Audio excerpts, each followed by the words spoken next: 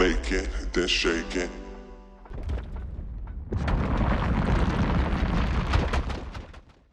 Let's make it. I'll make it, then shake it. You take it, then drink it. I'll make it, then shake it. Welcome to Kinser's Keep. In this first episode, we'll be covering some standard tools needed for the creation of libations, as well as some realistic substitutes that you can find in most kitchens. We'll also talk about our experience with these tools, how to use them, why some are better than others, as well as a brief history. You ready? You ready? Let's go. Before the Boston shaker was invented in the mid-1800s, cocktails were mixed in various ways, ranging from stirring vigorously to throwing the contents between two glasses. It was quite the spectacle. So let's talk shakers. You have the Boston shaker and the cobbler shaker. So with the cobbler shaker, you have a 3-piece unit that has a strainer built in and even a little jigger piece on top. So you kind of nix out all of these other tools that you might have to buy and you get them in just one unit. And we have the Boston shaker. I like this Carico brand. It is just really well made. This is steel, it's not tin. I love the weighted portion here. You can see this line kind of signifies the weight at the bottom. So this smaller piece fits into the tall piece. Make sure you have a nice seal. I usually smack it just to, it's part of bar flair, but at the same time, that really does ensure that you're not wearing your drink and whoever you're serving isn't wearing your drink as well. You shake above your heart, otherwise your heart's not in it. And in order to separate these, you see this little gap on the side here. So I can just push and then pull apart. But what if you don't have either of these? So here's another example of kind of a makeshift Boston shaker. You have the smaller cheater tin and the tall, well, this is basically a pint glass, but this is plastic. I like to use plastic because glass breaks.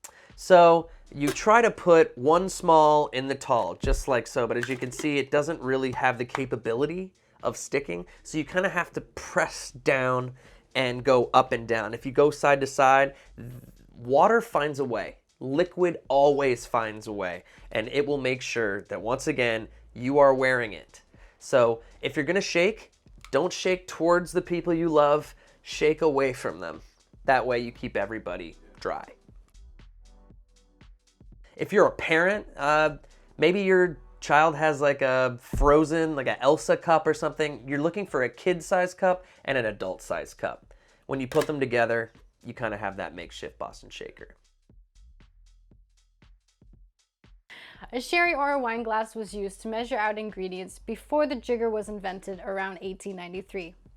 In 1862, Jerry Thomas, who some considered to be the father of American mixology, released the Bartender's Guide with recipes and set standards. This made it possible to get the same cocktail prepared the same way in San Francisco and New York. This made the invention of the jigger even more important. Which one do I use? But these three didn't make the cut. I would go with the multi-level jigger. I have all of the measurements I could possibly need on one side here. And it goes all the way up to 2.5 ounces. It gives you the milliliters, it gives you the tablespoon, and it also gives you the ounces. I can't recommend it enough. Every measurement you need is in one side. You're not flippy-flopping on the side, trying to figure out and remember what's an ounce, what's an ounce and a half. It's all there. So this is my VIP, or VIJ. If you don't have a jigger at home, you can use 1.5 ounce measurements. So this shot glass will do great. The earliest mention of a bar spoon is called the sucket spoon. It was created around 1279 for a British dessert called the sucket, which had fruit and syrup. It was then made popular for cocktails because it allowed people to stir their drinks with the spoon and eat the fruit with the fork. So why do we even need a bar spoon or a mixing spoon? Why is it important? I think that they're very helpful because they don't interfere with the flavor of your drink. They only benefit you. I love to scoop I love to pierce olives and cherries. I also like stirring cocktails, especially martinis, because they give the cocktail a velvety texture. So when it comes to bar spoon stirring technique, I learned 2 different ways to do it, but both of them have the same principles. The bottom fingers push and the top fingers pull. When you do this quickly, it stirs the cocktail and it keeps that spoon on the outside of the cocktail. Now, other bar spoons may, instead of a trident side, they may have a muddler piece, a flat circular piece, or a teardrop. They all do different things. My personal style is I like to grab olives with this. I like to spear cherries. I like to feel like baby Poseidon. So what if you don't have a bar spoon? That's all right. I always like to pretend I'm at somebody else's house and they just don't have anything in their kitchen. And I'm like looking through cabinets and I'm like, how do you live? Usually at people's places, if they don't cook, they do takeout. And usually that means they have chopsticks and they have straws. Either or both. The julep strainer was called the ice spoon. This spoon was served on top of the mint julep to keep the ice from touching the customer. The hawthorn strainer was more advanced, with the spring and slot, and would fit on top of most glassware. So let's talk strainers for a second. We have the hawthorn strainer and we have the julep strainer. Now, while both are useful, I will choose the hawthorn strainer every time. While it fits in most glasses, it also has this tightly wound spring here. That spring makes sure that you're not drinking a salad. I love that about it. I like that it has the open gate and the closed gate. That way you can do a fast pour or a slower pour in which you're straining out more things. Now, let's deconstruct this a little bit. If you take the spring off, it ends up looking like this. Don't be dirty. Don't be dirty. While this may look like the beginning of a really bad Enzyte commercial, that's okay, because this just goes to show you how much coil is in here. The tighter the coil, the better straining job that it does. With the julep strainer, you have a slotted spoon, basically. Let's just call it what it is. You're a slotted spoon. You're a slotted spoon. I'm a slotted spoon. You heard it. No slot shaming. Even though I'm totally in love with the hawthorn strainer, I still go back to the julep strainer time and time again because I need a good slotted spoon, whether I'm at work or at home, and I want to separate liquids from solids. So if you don't have a hawthorn strainer and you don't have a julep strainer, or where you're at, there isn't one, maybe look around the house and see if you can find one of these. Well, it looks like a weird alien. It's so useful. So you want to find one that doesn't have wide holes in it, obviously. And yeah, I know what you're thinking. This is ridiculous. And that's because it is ridiculous. But it works. I've successfully used it many times. So don't sleep on this item. You should have it in your house anyway, whether it's for pasta or whatever you're cooking. Thank you, Civ. Bartenders in the 18th century would use citrus reamers to drill out the juice, as well as threaten unwanted customers at the bar. So, why do we need the citrus press? I don't know. Just kidding. I do know. This is really important because fresh juice is always better. I like using this citrus press in particular because it's large, but not too large so that it can't squeeze smaller pieces of citrus, whether it's limes or lemons. Now you're gonna need a larger one if you want grapefruits and oranges, but you can get away with some oranges with this one. I like that it's steel. The steel makes it so that you can clean it a lot easier. That way you don't have citrus deteriorating the material that your citrus press is made of. I have the greatest results using this citrus press, specifically with lemons.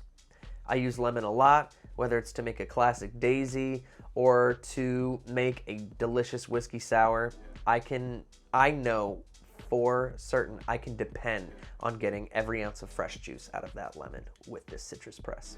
Once again, it's steel, it's easy to clean, it opens really wide. Now, if you don't have a citrus press or a citrus reamer at home, there's some other options for you. I mean, let's just start with the obvious. The hand.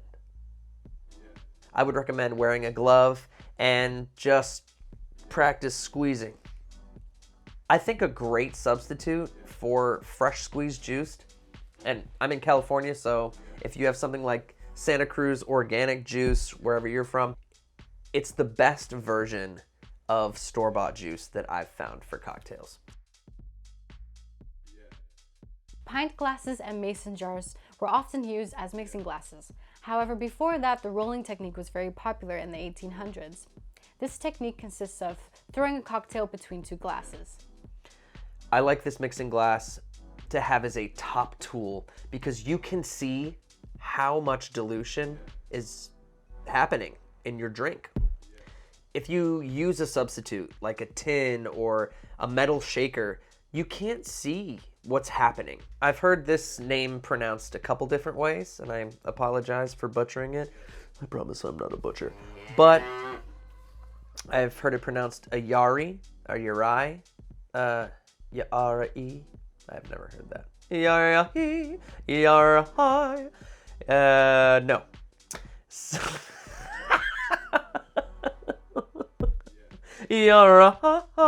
and if you don't have a mixing glass and you don't have a tin, we can bring back the trusty pint glass. All right, so the muddler was known as the toddy stick in the 1800s.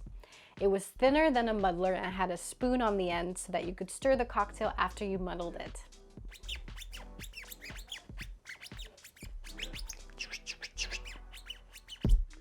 Yeah, it's a great instrument. But it's also the awesome, badass muddler from Cocktail Kingdom. This is great because it has this special industrial grade plastic that is safe for nitro muddling, which we won't get into for a while, but this is the only muddler you will ever need.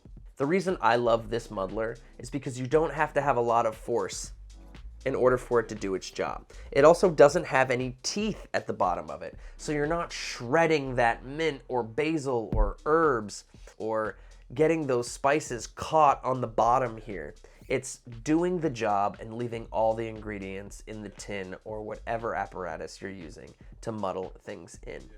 So once again, let's get creative with another option. It's hard to replace the badass muddler because it really is badass. But if you don't have access to a muddler like that, or even a muddler that has teeth on the bottom, that's steel, or whatever muddler you're used to. Hello, old friend. This spoon, or any spoon that has as wide of a handle as you can find, is a great option for muddling. Now, I want to caution you against using the spoon side because of the thin edge here. We're going to want to use this end, and it's great for muddling mint, it's great for muddling sugar. It's a little bit more difficult because it doesn't have a lot of surface area, but it gets the job done. Vegetable peelers were invented in the 1800s by a blacksmith called Thomas Williams. And the citrus peel garnish became a common practice and quickly evolved into an art form.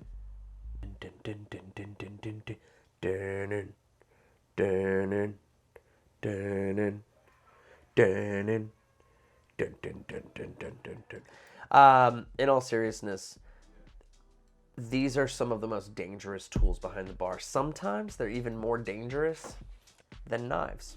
Why? Because you don't expect them to be so dangerous. Please make sure that you are very present when using a Y peeler, and when you have a piece of fruit that you are peeling, make sure to move the fruit and not the peeler as much as possible. Use your finger to hold part of the peel and then finish the stroke. That way you can safely execute the citrus peel garnish. I love potatoes. Or, in the words of Samwise Gamgee, potatoes. This is the classic potato peeler. We've seen grandmas do wonders with these because they're great.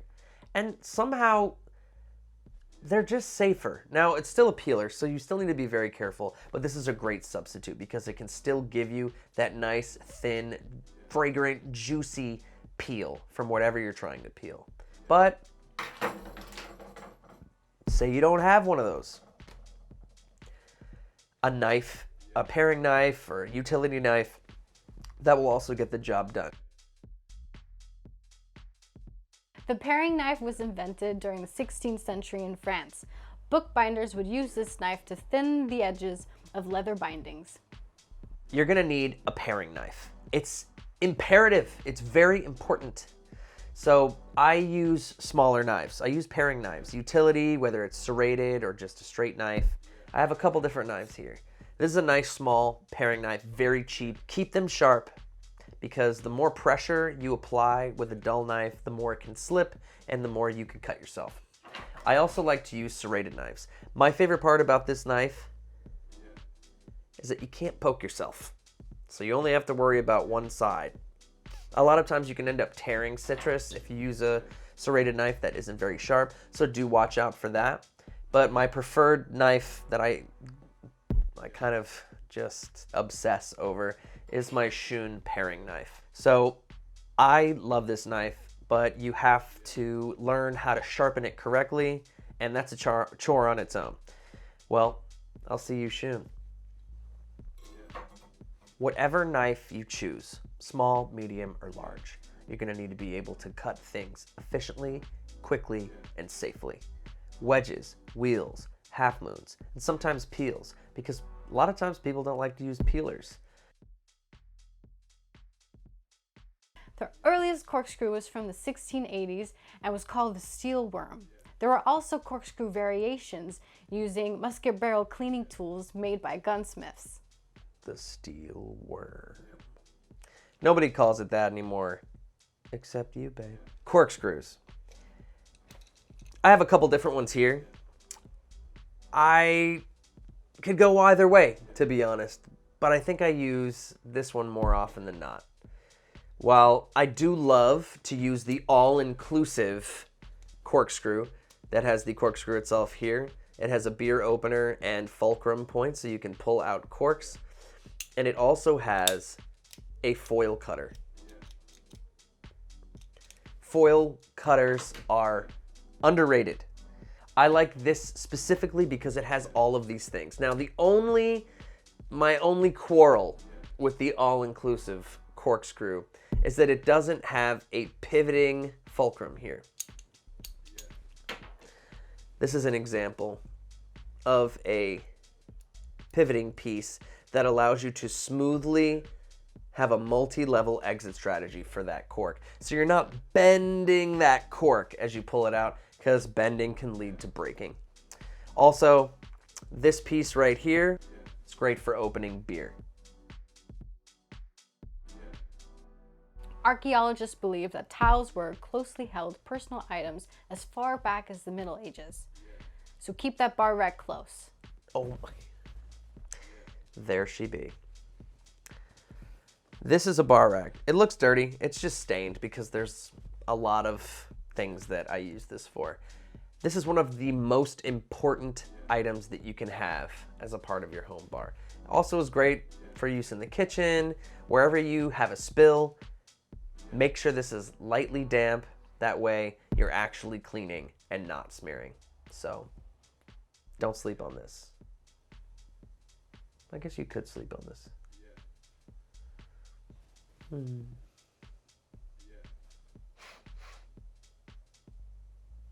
Don't sleep on this. That was our first episode! Thank you for joining us at Kinser's Keep. Now we're fully equipped and ready to begin our adventure. Let us know if you have any questions in the comments below, and we'll see you next week. Baby, you're a mystery. Do you wanna grab a drink with me? I'll even let you sit for free. Maybe leave a like for me. Maybe leave a like for me.